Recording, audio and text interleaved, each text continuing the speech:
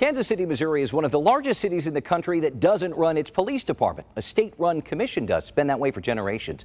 That's where we pick back up our Heart of the Matter conversation with Kansas City, Missouri Mayor Quinton Lucas. Kansas City lost local control of its police department 83 years ago, as you know, very, very well. Will that ever change? And do you think that it's ever going to change? I think it will change one day. I think that this continues to be a system that does not make sense.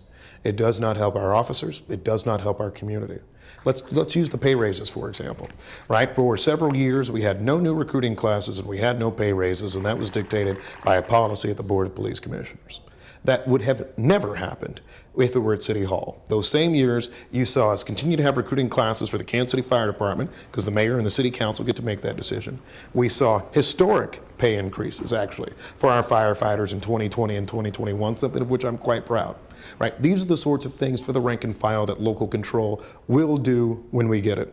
Let's talk about being creative on how we solve crime. You can't answer 2022 challenges with a 1985 mentality. And I say that with respect to 1985. I was alive then, lots of us were, right? But I think what we need to make sure we're doing is being cutting edge and creative. And right now, I think it's fair to say that in our Board of Police Commissioners system and our state control system, we simply are not. We are not looking at the new and latest tools, I think, to address a number of the world's challenges. And I think that's something a lot of our officers are even saying, hey, what can we do more of?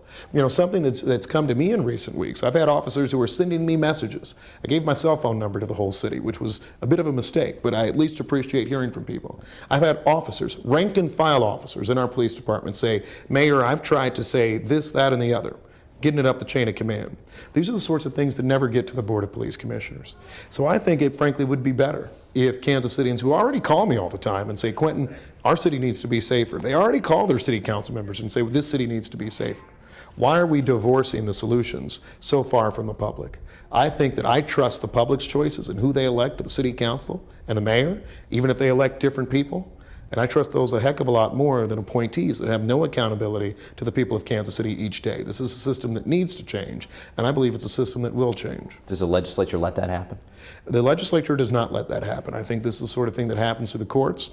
There are several lawsuits that will be ongoing. I think there's a trial set for the spring of 2023. Where a lot of these issues will be discussed. Equal protection implications, what this means to the no taxation without representation, at least for a substantial part of what Kansas Cityans expect from local government. And I think it will change, and I reiterate this, it will be good for our police department. In Overland Park and Gladstone and Grandview and every city that's watching this outside of Kansas City, right, they have local control. And a lot of those cities back their police departments. And I think you'll continue to see that in Kansas City. Let's talk about the rank and file officers for a little bit. Scale of 1 to 10, what's your relationship like with them now? Because there's been some butting of heads between you and KCPD. I feel like that's fair to say in the last couple of years. Well, you know, what I would always say is I don't think I've ever butted heads with the KCPD and with our rank and file officers.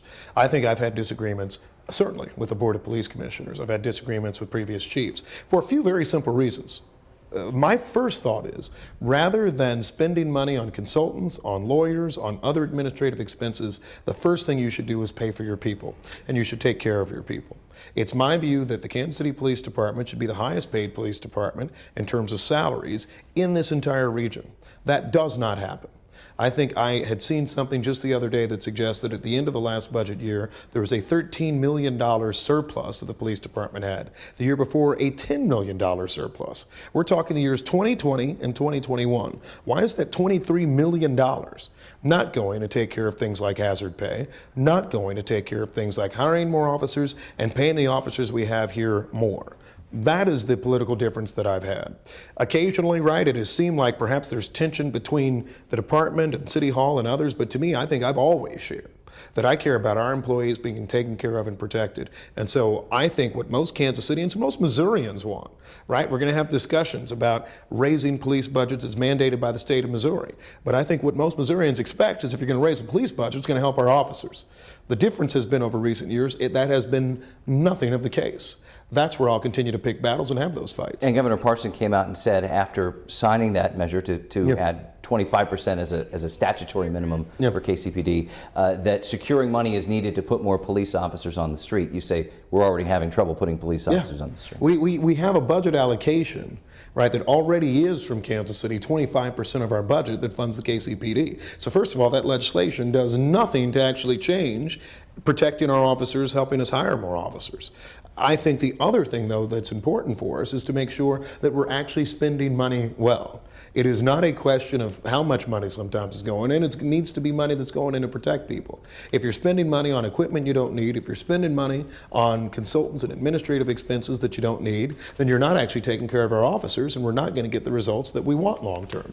That's where much of the debate has been. But I make this other point for you, right? If we're talking about protecting our officers, there are a few things that the state can do rather than picking fights with the people of Kansas City that will make a huge difference. Repealing the Second Amendment Preservation Act is vital.